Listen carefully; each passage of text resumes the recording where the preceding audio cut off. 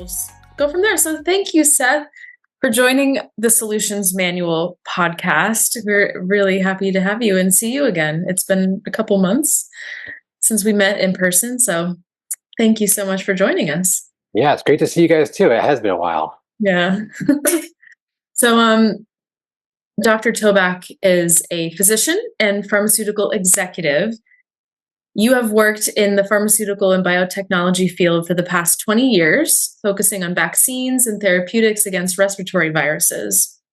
But prior to that, you practiced office-based pediatrics close to where you trained at the Children's Hospital of Pittsburgh. And you are a board-certified pediatrician with degrees from Carnegie Mellon, Heinz School of Public Policy and Management, Tufts University School of Medicine, and McGill University.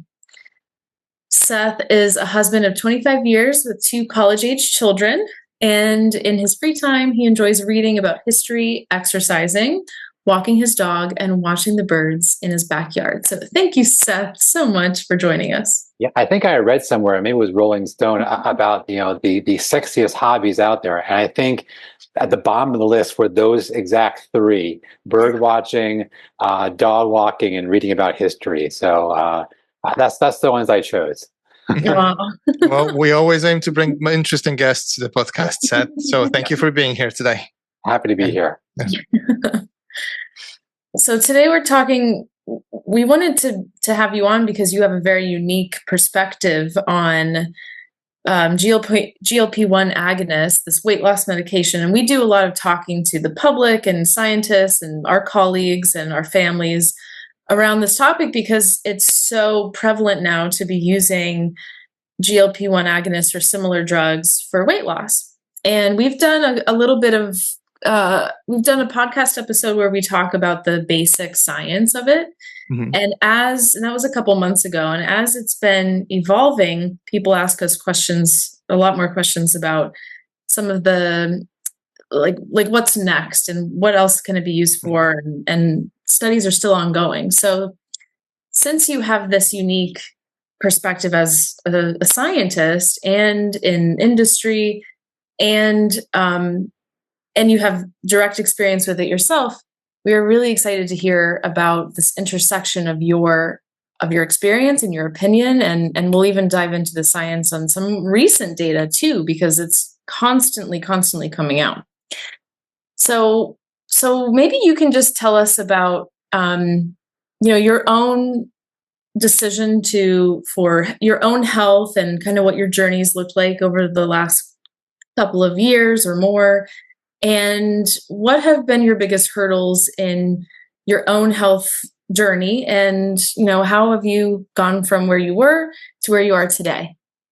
Yeah, no, I think that's great. I'll tell you, I am a follower of your podcast, and by watching that and seeing those questions, it really made me think there are huge public health implications to what you're talking about, because I think the vast majority of people that are using some of these medicines are not getting the appropriate support. So that's why I thought, what? I gotta get on your show. I got to talk a little bit and see if maybe my personal experience, which again, the disclaimer is going to be much different than most because I'm a physician and I'm a little bit more organized than most.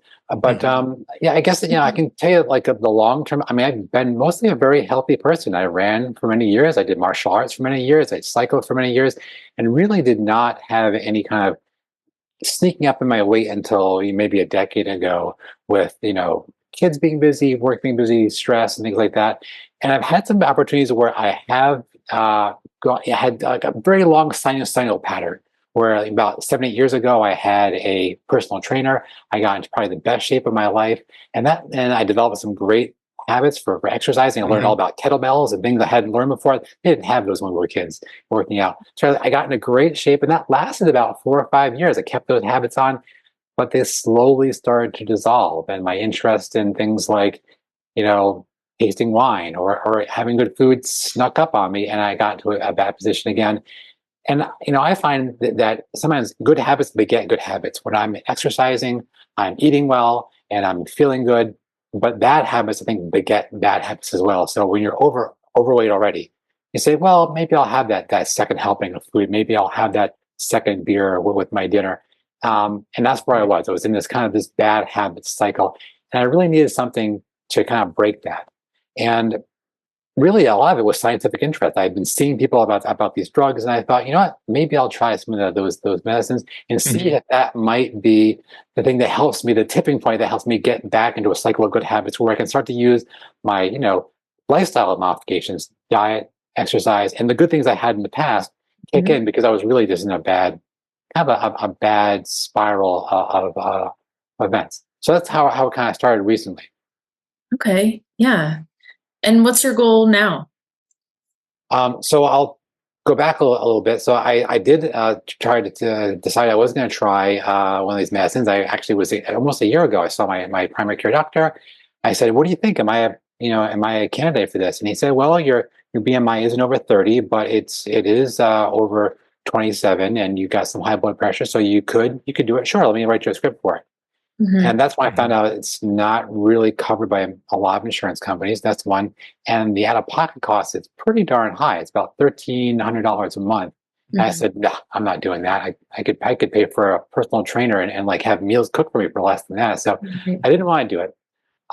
Until I found out of getting an option of getting a compounded version of one of the GLP-1 agonists, which, compounded is basically they take the chemical, not from necessarily the manufacturer, but it's a high-grade chemical. It's made by hopefully a reputable compounding pharmacy, which mine is, and they give it to you into a vial that you can kind of dose yourself because you're using a syringe rather than a pre-filled pen, and it's about a fraction of the cost. And I thought, scientifically, I thought I'm going to give this a go and see what happens. So that's what I did. I prescribed it and took it, and I've been taking it for about 6-7 months now, and I think I've had pretty good success with it. So maybe just for people outside of the United States, where the cost of the drug is probably far less of an issue, right? For example, in the United Kingdom and also in many other European countries, if you meet certain criteria, then you can be prescribed the medicine which will be reimbursed. So there's no cost for user.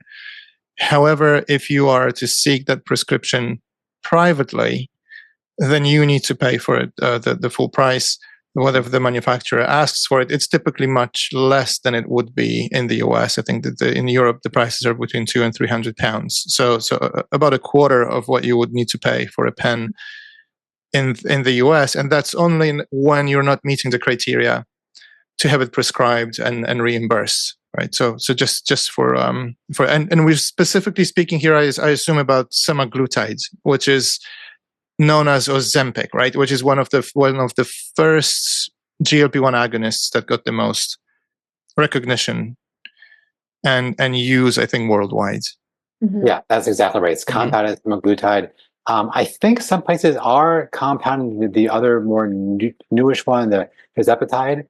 Tirzepatide, yes. Yeah, I think they're compound, but this one was available. I trust my compounding pharmacy that they do a nice job, and so for me, it was kind of an experiment.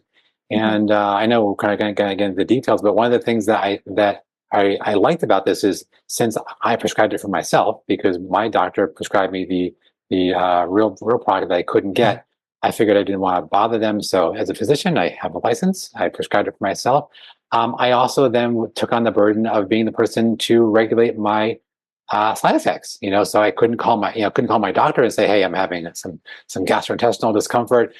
So I was the one to modulate the dose. And so therefore, I read a lot, and actually I learned a lot from also listening to your podcast, and that helped me. And I think the important thing was, really going extremely slow in the escalation. And that helped. But also for me, personally, again, this is a very personal story, is, I didn't want to go to the maximal high dose. I got about halfway up. They recommend for the semaglutide to go at, 0.25 milligrams to 0.5 to 1 to 1.7 to 2.4. I stopped at 1. And that's within, and I think that's, I think the official recommendations recommend going dose escalating every 4 injections. So every month. So you'll reach the maximum dose in about 4 months, right? 16 weeks or so. That's exactly right. Yes. And that's a little bit different than the dose for Ozempic, which is a bit lower. It's the same product. We both know Wegovy is the brand name for the semaglutide for weight. Yes. Ozempic is for diabetes. But you know, I wanted to keep it at a low dose for a couple reasons. One is I didn't want the side effects. Mhm. Also, you know, there are still some questions out there about the long-term safety, the Yes. safety at higher doses. Mhm. I didn't want those things. And also, you know, something that I know Sarah talks about a lot is I wanted to not only exercise my muscles, which I think we're going to get into, but I wanted to do one other thing too, that I wanted to exercise my willpower. So by Mhm. giving myself this lowish dose, I was not obliterating my appetite. I've read stories about people saying, "Oh, I have no appetite now. I'm just going to live on Diet Coke," which is crazy, right? So I was like, I'm going to keep the dose low, you know, less than half the max dose, and I'm going to say, you know, I'm still hungry.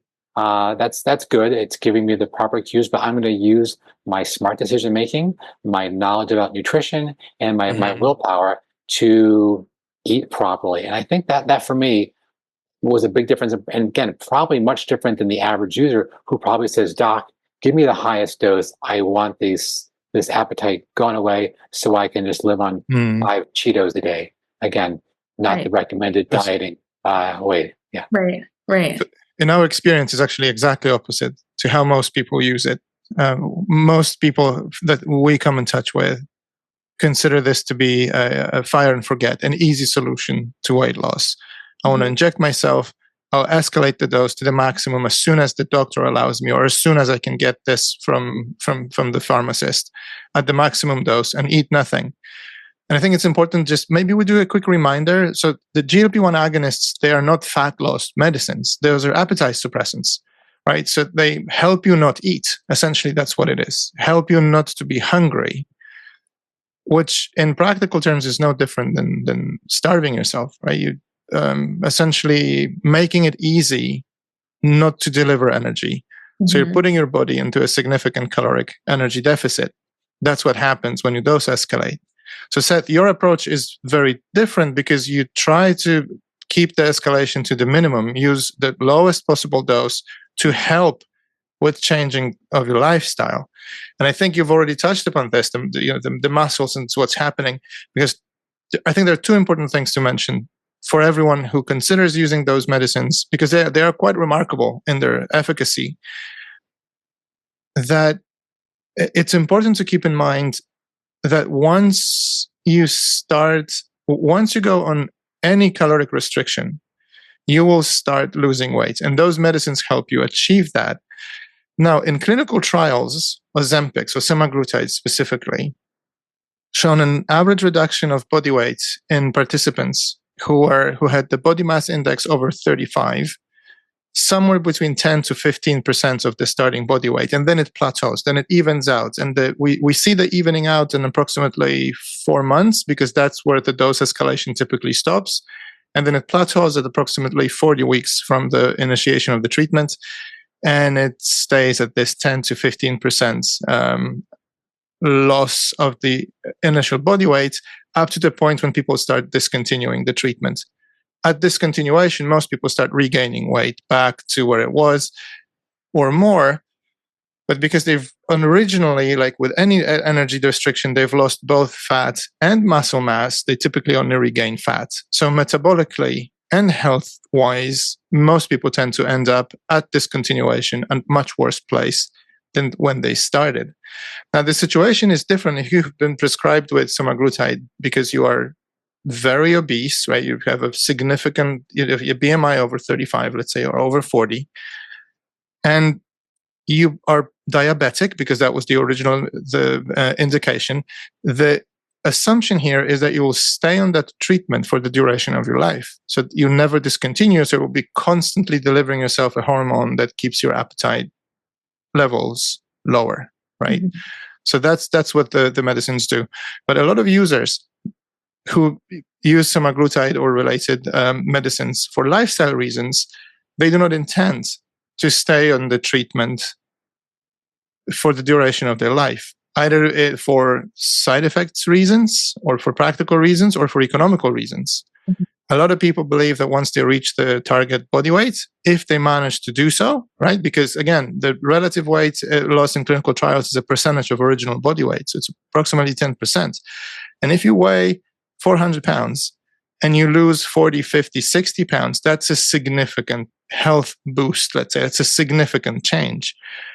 You know, if you weigh 150 or 160 and believe that, you know, then comparable loss of 10 pounds is hardly visible, might be even frustrating for some people. And let's don't forget, that's with the maximum dose escalation, because that's on average what we see among the users.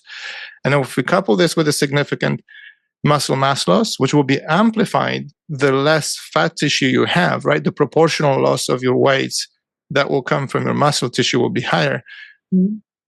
It is likely that a lot of people end up in a worse place when they were.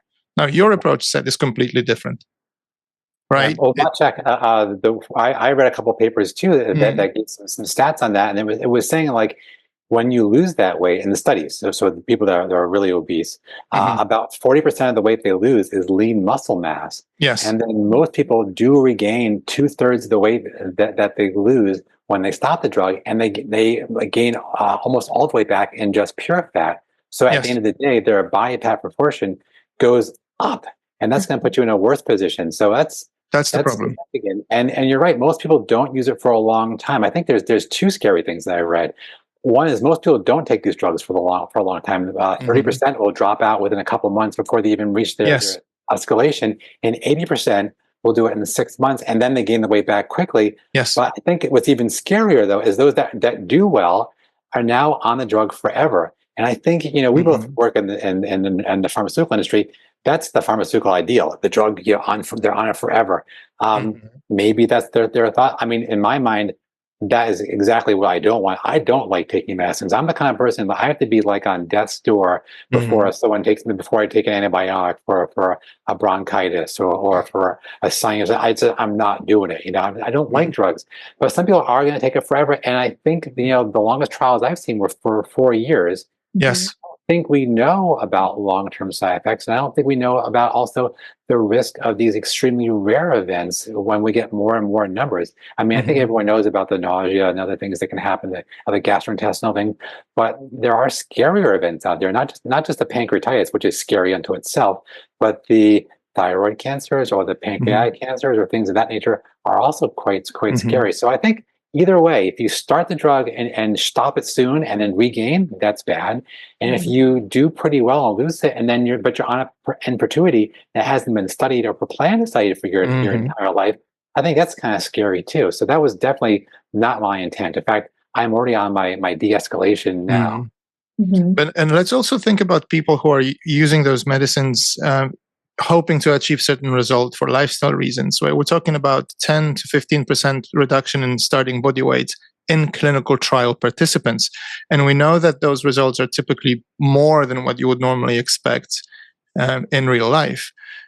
In SUSTAIN program for semaglutide, which was a series, I think, of 10 or 11 clinical trials, in each trial, the participants were told and have been given advice, and I assume supervision and monitoring as well, to ensure that they are on the appropriate diet and doing at least 150 minutes of physical exercise while taking the medicines. So we know that for the vast majority of people who are using them, that will not be, or that is not the case, right? So that's another reason. And again, we know that even through comparison to placebo, that 5 to 7% of that body mass loss will be due to the changes in diet and physical exercise, right? Because we've seen the reductions, smaller reductions in placebo arms as well, right? Purely due to the dietary and physical and exercise recommendations.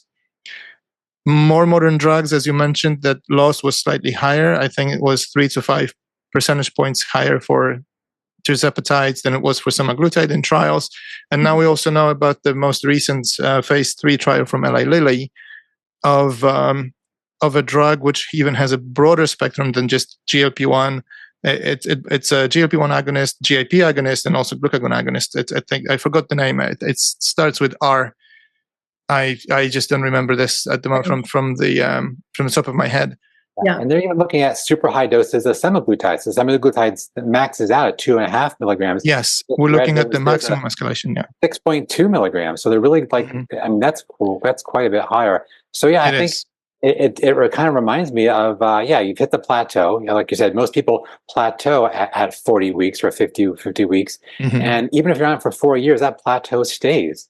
Yes. Because apparently your appetite starts to rebound. And then also since you're lighter, you're not burning as many calories just doing your Correct. daily activities. And so the balance of you're expending less energy because you're lighter, but you're also eating a little bit more, you plateau. And that kind of shows you just, by that formula, that lifestyle modifications have not been made. If someone said that, I'm going to now start to have an improved diet, I'm going to have regular weight bearing exercise, I'm going to do all the right things, you wouldn't see a plateau. So it really shows you that even in the studies where, like you said, Maciek, they're given instructions about how much to exercise, they're given nutrition counseling in a clinical trial, and we all know, well, us three, maybe your audience, that the actual clinical trial world is not much like the real world. No.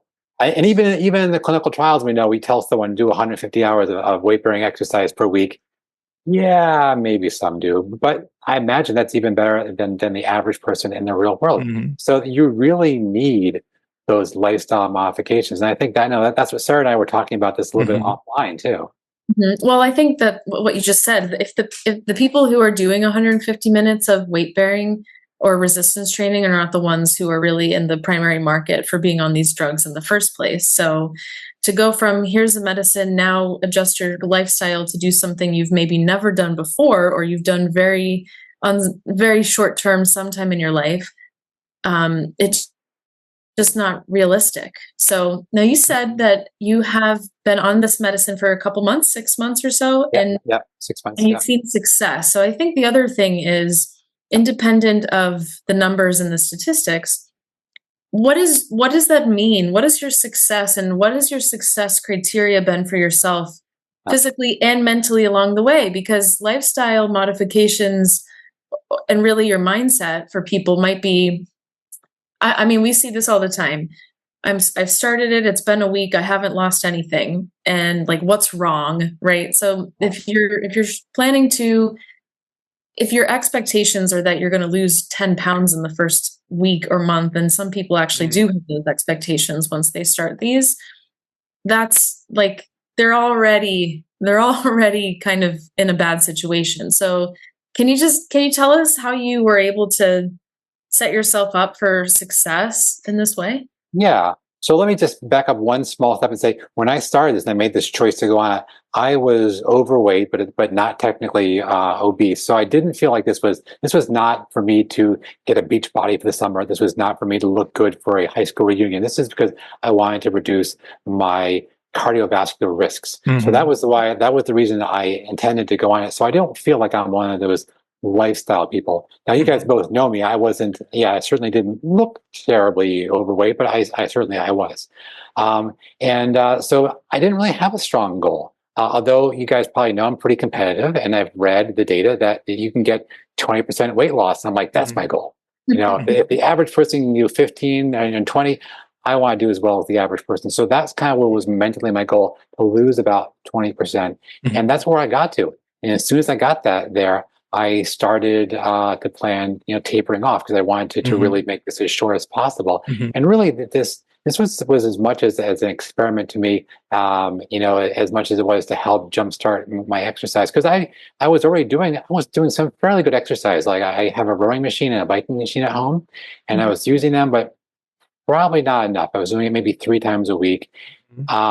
But again, I watched your show, and I learned a little bit about the Zone 2 workouts, and also about the importance of weight bearing exercise in terms of doing true weights. So the one thing I did is I was always doing my rowing. So in the start, I was rowing and biking, and what I added on there was the true weight. So now I'm doing dumbbell weight exercises in my garage about 3 times a week. I bumped that up quite a bit. So I do it 3 times a week. The other 3 times a week, I do either rowing or biking.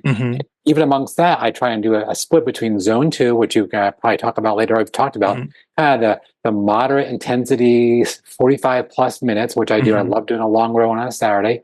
And then I do the HIIT style workouts. I do that again, just to break it up. Sarah likes to talk about things that keep you motivated. I like watching my iPad when I do my long, slow bikes. and catch up on my shows that on Netflix. Mm-hmm. I also like doing long, slow rows and listening to fun music I haven't listened to in a long time. So that's my motivation. Plus, the HIIT exercises are fun too. Mm-hmm. But I think when I read about that loss of the lean body mass, that's what really frightened me to up my weights. In fact, for Christmas, I went out and bought myself 2 big, heavier dumbbells so I could do a better job.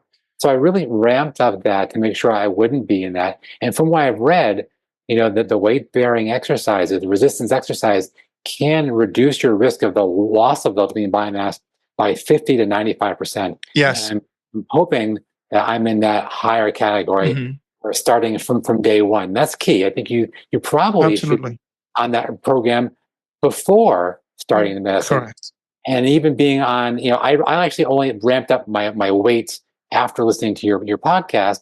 I probably should have been at that 50-50 weight to cardio ratio earlier. But I think I still did okay because, rowing is both resistance and cardio because it is quite hard to pull on that thing. So, so that's kind of, and so I hit my goal, Sarah, to answer your question in kind of a long way. And I'd also made some important changes into my diet. I went to Tufts Medical School, which at the time had the best nutrition program in the country. So unlike most doctors nowadays, I actually had nutrition as part of my core curriculum, quite a bit of it. That's so unusual. I know a little bit more. Yeah, and of course, even that changes. I mean, eggs go from good to bad every 5 years. I think they are now good again, but I don't know. So even information about nutrition changes, but I think in general, following just general solid principles of good nutrition, I was able to make some better choices and changes, and I've been very happy with it. And it's very interesting speaking to a physician discussing use of medicine or approach to health, right? You started saying that I've been exercising 3 times a week, but that's nowhere near good enough, right? While for many people who start using GLP-1s, like 3 times a week, 3 hours a week. 3 hours a week, 3 times, 3 days in a week. That's beyond what's even achievable. It's beyond what they think they can do in the first place, right? Because I understand from what you just said that exercise virtually 6 out of 7 days, right? And it's a mixture of a personalized resistance and cardiovascular training, and your cardiovascular has this scientific edge to it, which is a combination of zone 2 and high intensity exercise, which is both for metabolic and your cardiovascular health, right? And that kind of makes sense because if the cardiovascular health is your primary goal, then we know that the weight loss or the weight reduction is one of the strongest predictor of reduced cardiovascular morbidity and mortality, right? It's one of the best things that you can do for your cardiovascular system if you weigh more than you should is to lose weight, right? It's going to have a massive benefits. We know that you can further improve it with nutrition, and then we can even reduce the risk further by exercising in the appropriate way, right? By having an appropriate balance between metabolic and high intensity exercise. So you seem to be doing everything in absolutely the right way, but we are also very conscious that you're an outlier here, right? You are a rare gem, I would say, when it comes to your approach to health. And the concern about muscle mass, again, we know that the lean muscle mass is one of the strongest predictor of all-cause mortality in the later decades in life, right? So if you're 50, 60, 80, preserved lean body mass is one of the strongest predictors of longevity that we know of. Oh yeah, and I've also, I was thinking about this too.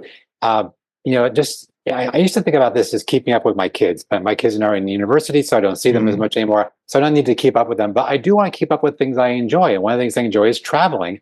And one of the key things to traveling is taking your bag and putting it in the overhead compartment. And I want to be able to do that, for the next 20, 30 years. But also, I'm not in this category, but people are, and they're a little bit older. I've read somewhere that one of the greatest predictors of having to get yourself placed in a long-term care facility is not having the quadriceps strength to remove yourself off a toilet, to sit down on a toilet and stand back up again.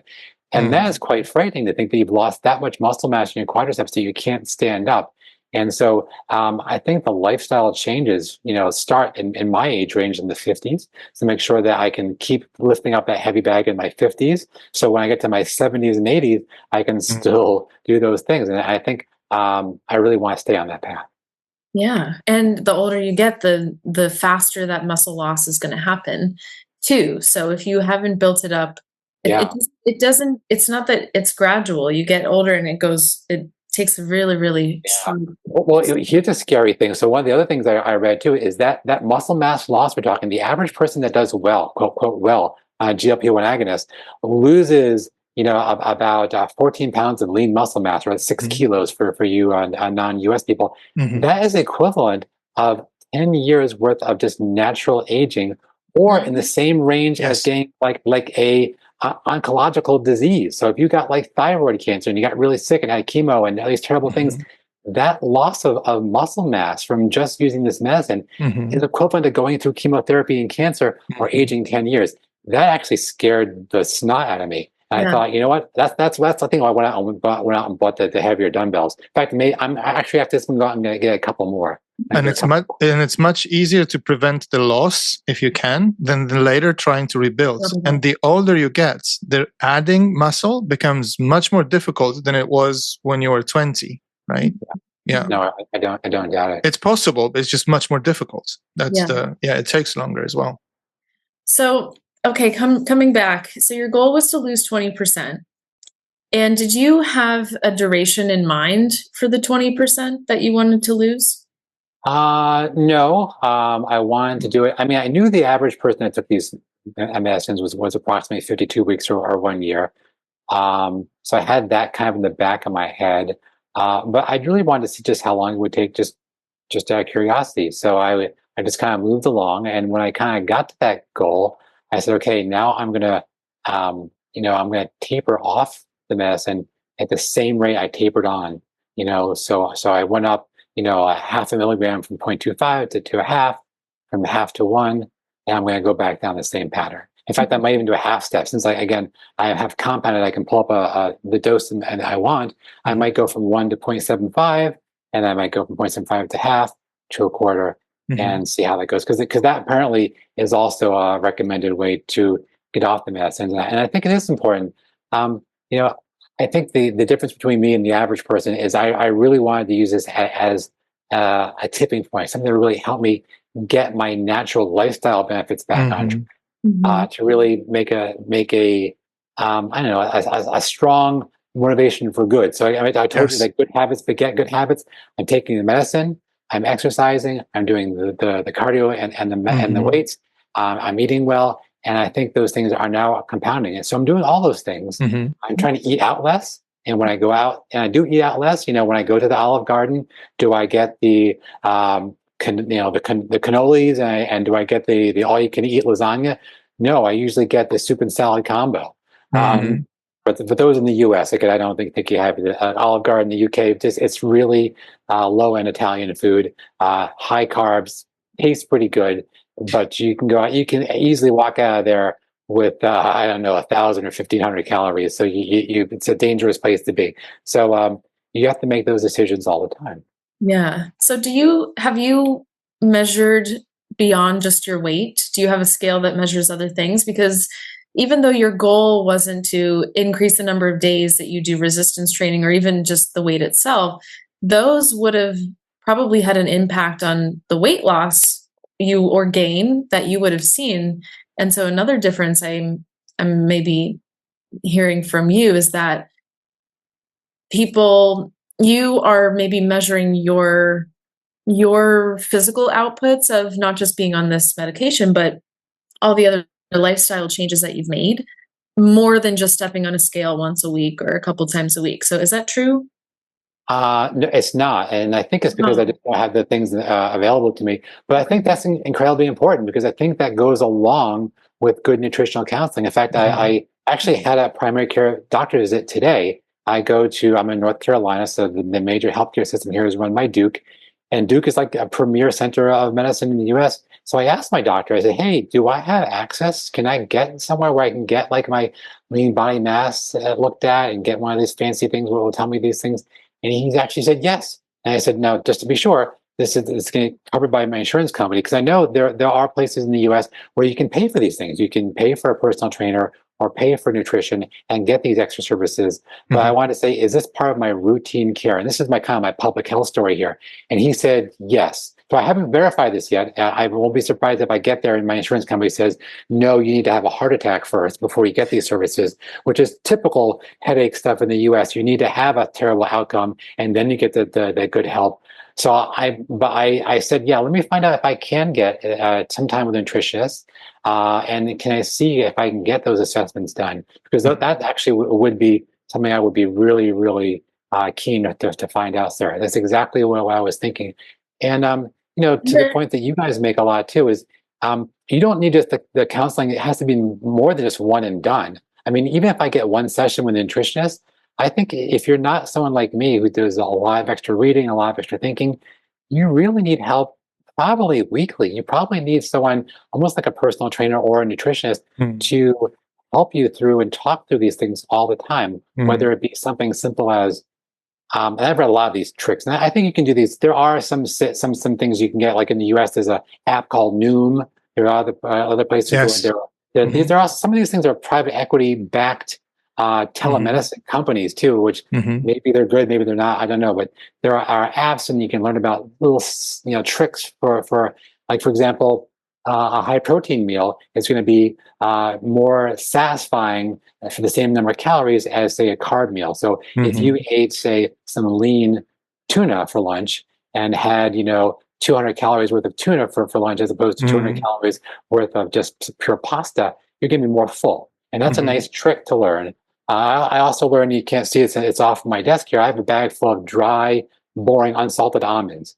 A dozen almonds is about 100 calories.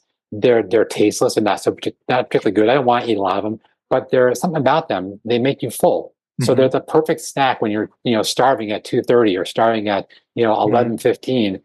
You eat a dozen almonds, 100 calories, and something about, I mean, that's probably the equivalent of 3 potato chips. The almonds being relatively healthy, having good fat and this kind of crunchy fibrous quality, they make you more full. So I think there are, and I've learned these tricks through other talking to people, but I think it's really important to have access to constant education about that. Without that, you're really lost in the dark.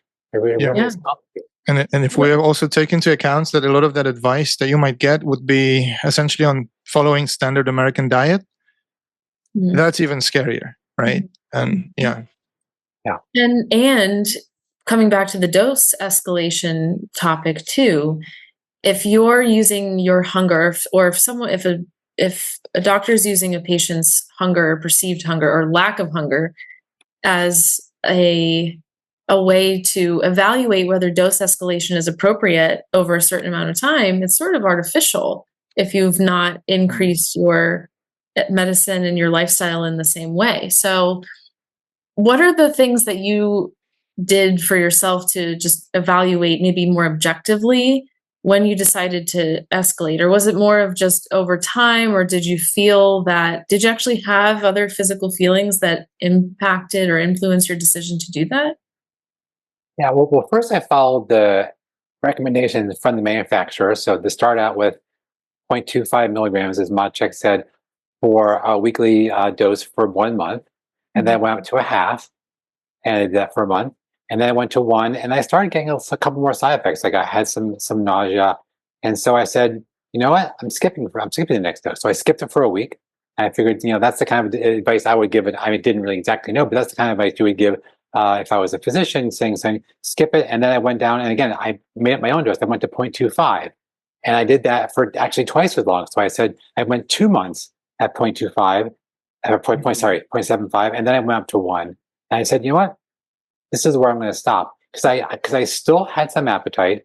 The side effects went away with the modulation, the dropping down to a 3/4 dose. And I just said, in general, like that, it's a pharmaceutical principle, to use the least effective dose.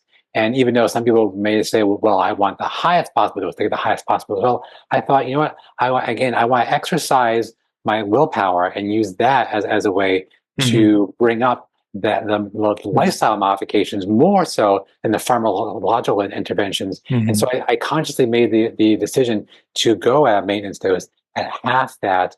But I think most people won't do that. Most people will sit there and say, I want to get the highest possible dose to have the highest possible side effect, or the lack of the appetite, or I guess that's the desired outcome, to get the best possible outcome. And I didn't want that. So I really was bucking probably the natural trends, and maybe so much what the manufacturers want, because I think they charge more money for the higher doses. I think they do. Yeah. So that was a conscious decision, again, by to use the lowest dose that was giving me the effect that I desired, and that was a moderate amount of appetite reduction. And again, I was still hungry, but I never got to the hungry to the point that I wanted to like come downstairs at 4:30 and chew my arm off, waiting to cook dinner. I said, okay, I'm a little bit hungry. Maybe I'll make myself a cup of tea and I'll wait for dinner, rather than going to the cabinet and eating half a bag of corn chips waiting for dinner. And that's that going from your appetite being here to here, that was most helpful for me. And I just want to make a very short disclaimer to everyone anyone who might be listening to us, that we are not here giving medical advice on how to use GLP-1 agonists, right? That those are personal experiences of two experimental physicians, right? Experts in experimental medicine, experimenting on yourself, essentially, right? Yeah, we strongly want everyone to follow what they've been prescribed by their physicians. Especially if you have good contact with your physician. I think, yes, you really need to talk to your doctor. And so in my case, I was talking to myself because I was the prescribing doctor for this.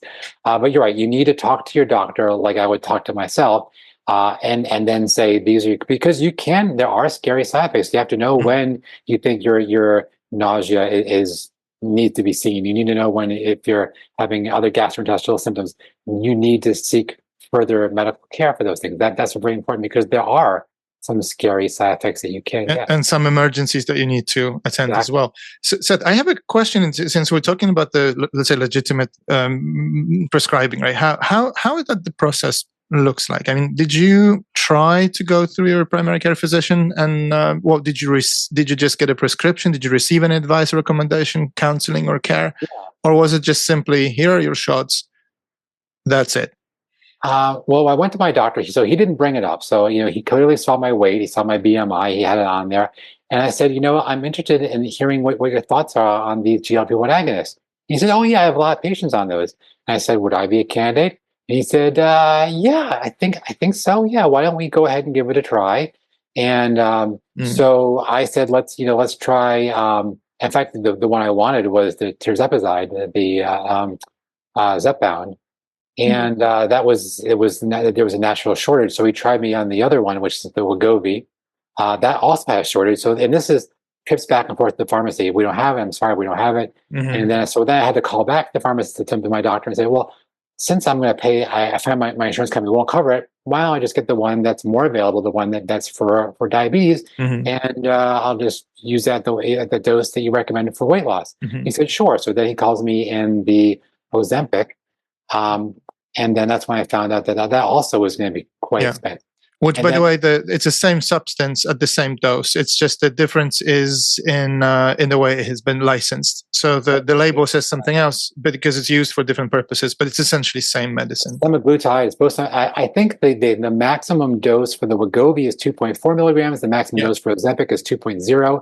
Yes. It's essentially the same thing. So yeah, you're right. It's different marketing. Again, these pharmaceutical companies are pretty savvy people. There's also the other thing that's interesting is that you can get a manufacturer's coupon from the company.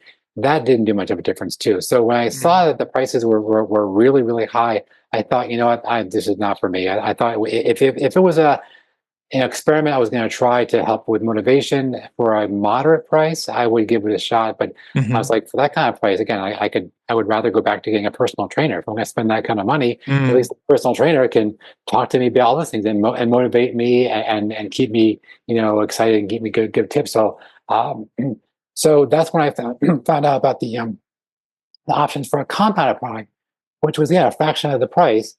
And having knowledge about compounded, which are, basically it's the same product, but it's not made by the manufacturers of the branded drug.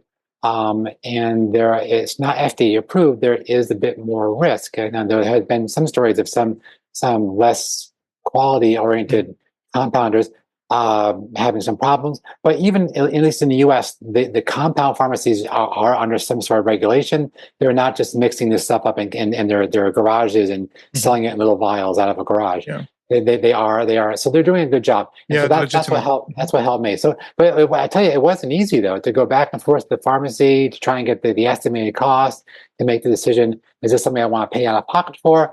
That took actually a couple of months to go through the process of thinking about it. Was there any conversation around diet or exercise when you did have this conversation with your doctor? Yeah, I forgot I didn't mention that. No, the only thing he gave me was on my discharge paperwork. He gave me a link to the Mediterranean diet, which I guess is better olive oil, and then the DASH diet, which a DASH diet I guess is a diet for high blood pressure, which I also have a little bit of elevated blood pressure.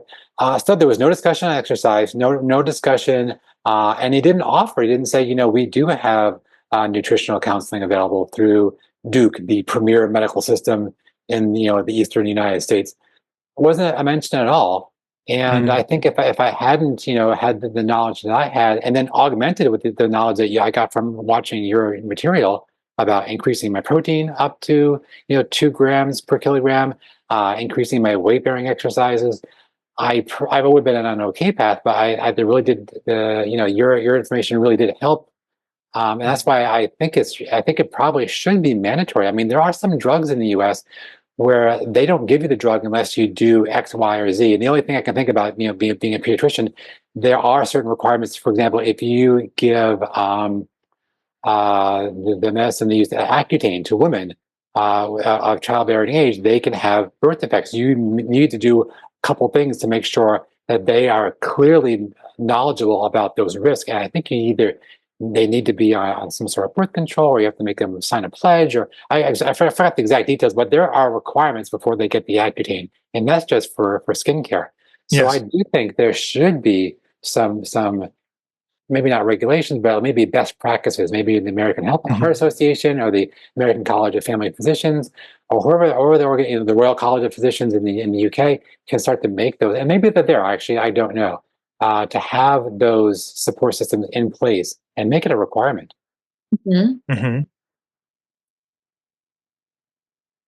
Because I would have, I think I would have been probably really lost in the wilderness without it, or I would be those people that had that massive lean body weight loss, and that would be, I mean, I don't want to go into something to lose weight to be less healthy.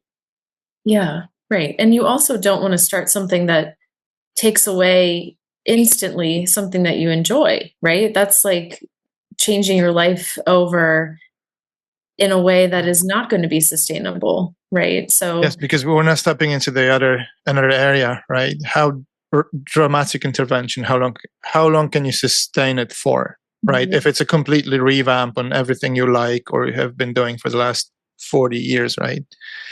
Yeah. And I think, and that's the good example of the last time I did this with a personal trainer. That I don't consider that to be a yo-yo type thing where I lost some weight and I got some good habits. It lasted about 4 or 5 years, but slowly the habits eroded. I had more stress, a different job, and I'm hoping that maybe I can keep this going again, perhaps on longer than 4 to 5 years. Yeah. So I think, if I'm correct, I believe that definitely there are some stricter prescribing recommendations for use of the semaglutides in the UK, but I believe that the American Diabetes Association does recommend lifestyle modifications like adherence to a balanced diet and the importance of hydration and exercise and during treatment of diabetes with semaglutide or GLP-1 agonists. But I think, again, guidelines is one thing. The clinical practice or what doctors actually recommend during a 10-minute consultation is a second reality. And then what patients do with this is also sometimes a completely different thing, right?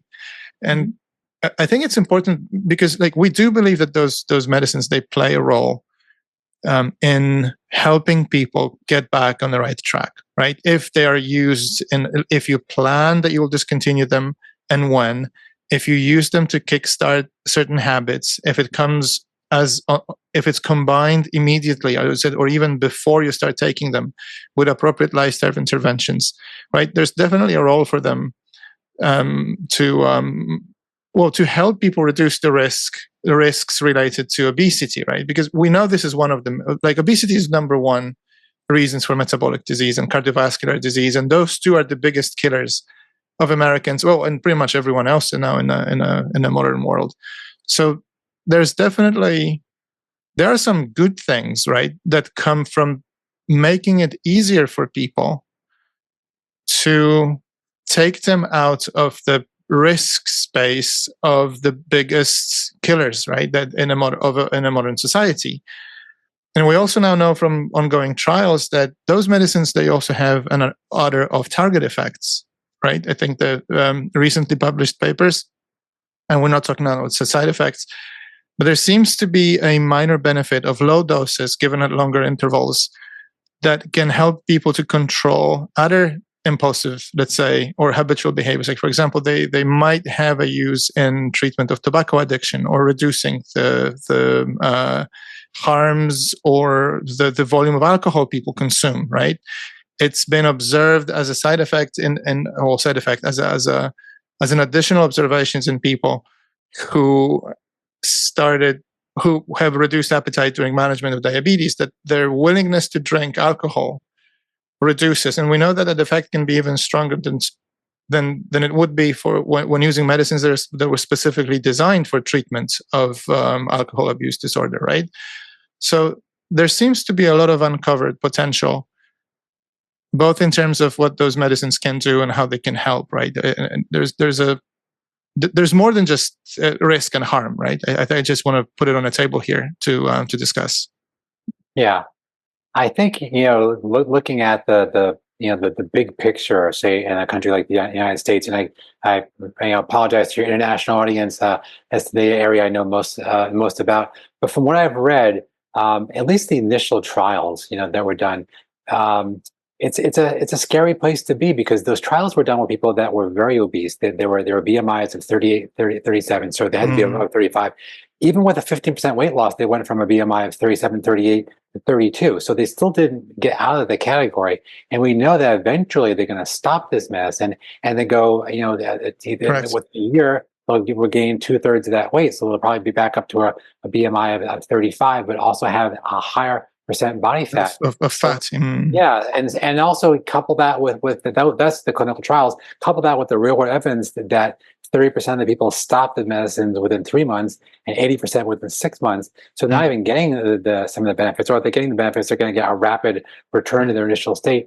I think is pretty scary. I think that this really, I think people need to not think of these as lifestyle medicines. That they are true medicines.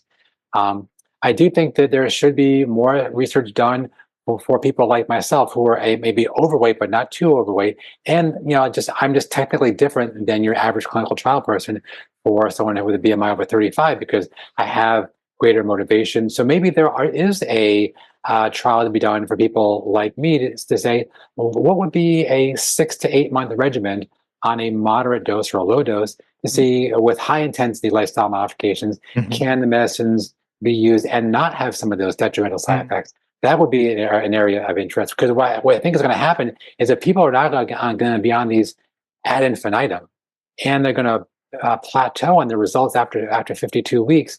They're going to probably start to up the dose again to get their weight down. Yeah. And now you're looking at longer term dosing, higher dosing, and still really insufficient amounts of safety data on long term high dose takers, and that is scary to me too. So I think we're at a point where really people need to just think strongly about the use of these medicines.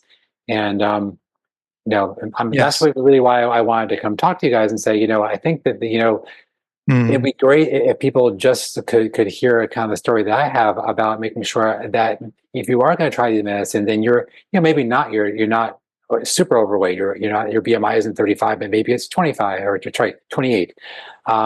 And you want to use this as a start and do it in a smart way with the appropriate lifestyle, nutritional support. I think you can get a good outcome, and then not think about it like it's currently being used. The higher, the better. The longer, the better. Yeah. Using it for a short time, and then using it to kickstart those lifestyle modifications.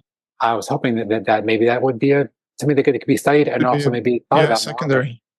Well, you just mentioned potential use of this as well for other disorders, which really go back to the brain. And we also know that there's studies ongoing around use of these medications for reducing dementia risk.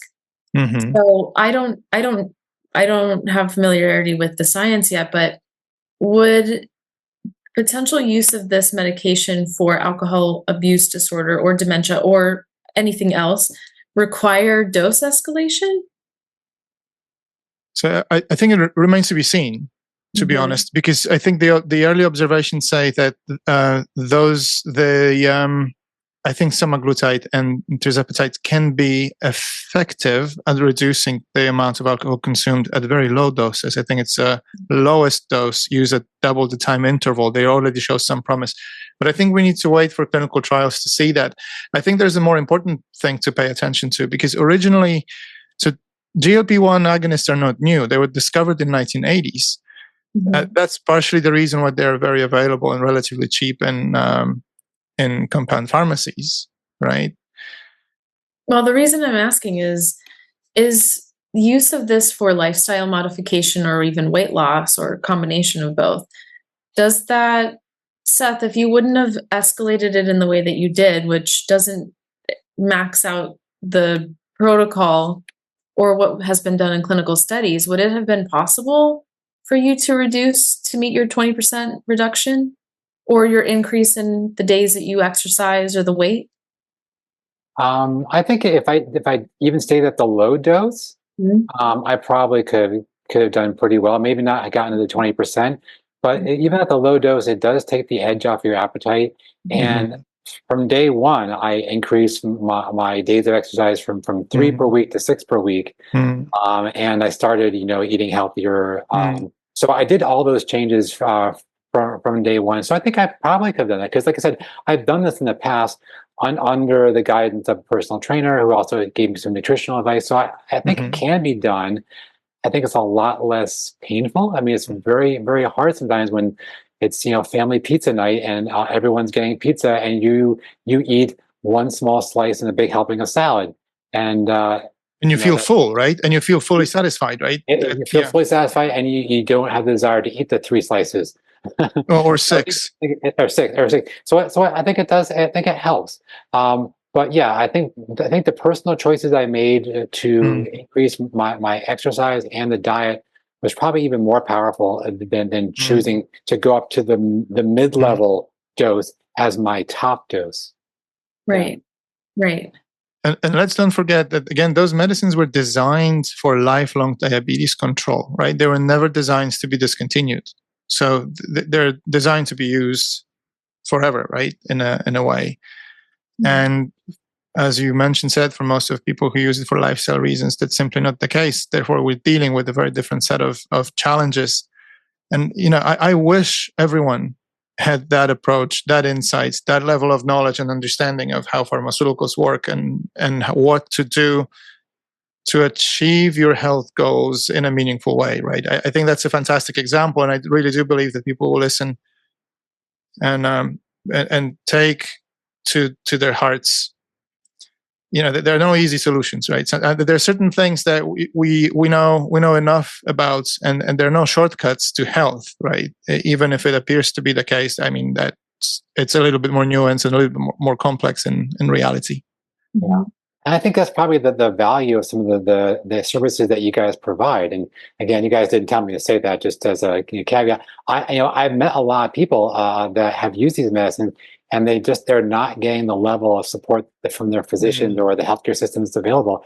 And some can afford to get either a personal coach or use one of these online systems that will give you either information on your phone or access to talk to someone. But if you can get high quality education about these changes, because nutrition's complicated. It's like I said, I haven't followed it, a lot, so I can't say I know the exact caloric goal. Should I be aiming for 1,500, 1,800 calories a day? I don't exactly know. I go for something that I think seems about right and feels good to me. But I think it's helpful to have that. And what should be my protein intake? What should be my salt or intake? And not to mention also the things about all the exercise stuff that you guys have talked about in your podcast. The zone 2 for fat burning. So, Maciek, I was a physiology major in college, and I'm sad to say I've forgotten all my biochemistry. I went back and read it after reading it. I said, I gotta learn this stuff again. I used to know this stuff pretty well. I used to know it and looked at the chemical equations about aerobic and anaerobic metabolism, and it makes a lot of sense. If you do this moderate exercise, you're specifically honing your ability to burn fat because at that heart rate, fat is the major source of the burn. After that, you're starting to use the glucagon in your liver, and so sorry, the glycogen in your liver. So that made a lot of sense to me, and I think getting some high quality input from people would be a huge asset to be used along with these medications. So if it makes you feel better, I've forgotten all these things since med school as well. I just genuinely had to go back to basics and reread, redo, and relearn everything. Again, they probably invented a couple more enzymes since our day. Yes, unfortunately, yes, it's not getting any easier. Seth, you said that hopefully you can sustain this once you are completely off your medicine. So how do we take the word hopefully out of that sentence? And what would success look like for you 10 years from now? Are you still doing zone 2? Are you, what does it look like? And would you ever consider returning to your regimen on on the medicine? I think if I can do it with just maintaining the 2 exercise modalities, and I know you guys spoke about using an exercise bike. I have a really nice exercise bike I bought a couple of years ago, and I know I have a rower. And I know you specifically mentioned this last time in one of your podcasts that you don't necessarily proactively recommend rowing, but I'll tell you the precision and the technique is what I like about rowing. It is quite difficult. It's not easy. It's not like a bike where you just put your legs around, and that's what I like about rowing. Is because I'm addicted to getting that high quality technique. And so it's not that we do not recommend rowing because it's a bad exercise. We think it's a fantastic whole body, both muscle resistance and cardiovascular exercise. It's precisely what you said is the problem with rowing. It has to be highly precise in order to be effective and safe. And unfortunately, most people who decide suddenly to do exercise, if they start with rowing, they are getting it wrong in many ways. So if you have been trained, and again, Seth, you are an outlier here, right? You are someone who understands probably in a lot of detail how rowing should look like, how to pay attention to the proper form and everything. But for the vast majority of people who use rowers, without an external person supervising them, they are not going to get that right. So that's the reason why, not because there's something wrong with rowing. So we strongly encourage you to continue. If you know how to do it well. I get these advertisements for these rowers on my Facebook and other social media, and the person doing the advertisement's doing it wrong. Yeah. Yes. It's embarrassing. Yeah. And yes, there you go. And we all know how mentally exhausting or challenging zone 2 training can be. So if you're doing an exercise that requires a higher level of physical precision, sustained precision, right? Yeah, sustained. Then that's already going to be very difficult to reach and maintain your zone 2. So I think I can keep doing those things because they are not, there's not a lot of high impact to those. So that's what I think I can do. And like I said, I really enjoy it. I mean, I've been getting back, as I mentioned, into watching the shows that my wife hates. I watch those on Netflix while on the bike. I listen to music I used to listen to in high school on the rower. So I enjoy those activities. I think I can keep it up. What I really have to worry about is getting back to going out to restaurants and ordering the wrong thing and not making the best choices. And that's where I think social support comes in. My wife is a great advocate for this. If we don't buy potato chips, there's no potato chips for me to eat.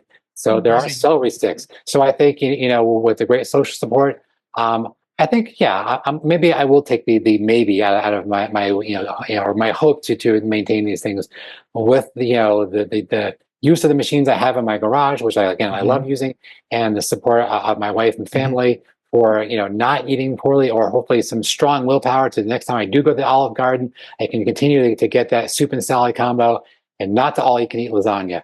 Oh, well. Okay, so but you've mentioned that social support. You've mentioned you've built good habits. You've managed to do this over the course of the months or the longer in your life.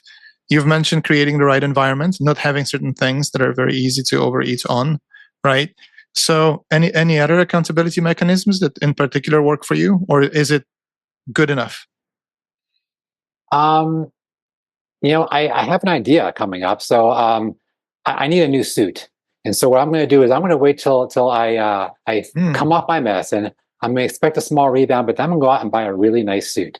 And I'm going to say, gosh darn it, there's no way in the heck I'm going to gain weight because I want to keep wearing this nice, because I just need one. So that's going to be a technique I'm going to try, is high quality clothing at the proper weight. And that's going to be an added motivation for me to stay at the proper weight. It is. Okay. So if financial commitments a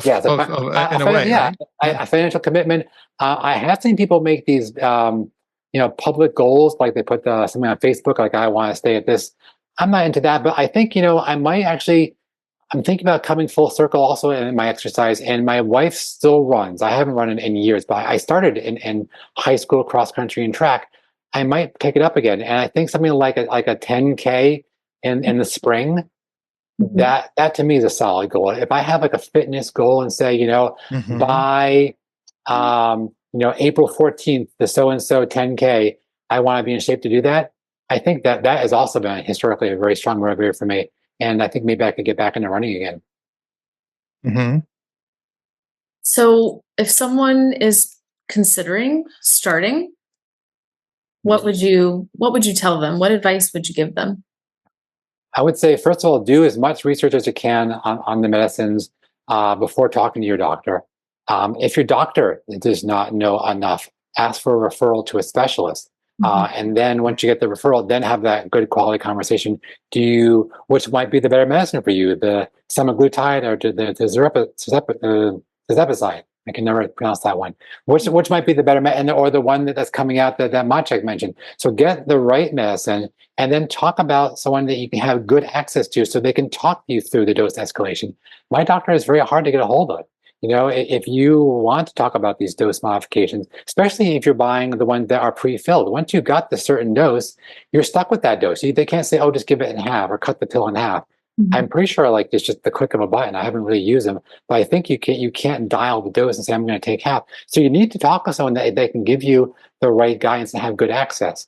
And then also have that strong support network. So someone that can give you exercise advice about that resistance exercise, what's right for you. Because some people, you just can't say, oh, go look up resistance training on YouTube and pick something and do that, or join a gym. Even joining a gym, you need someone to help you walk you through what these are. And it can be different for different people. And the nutritional exercise, and then also get continuity.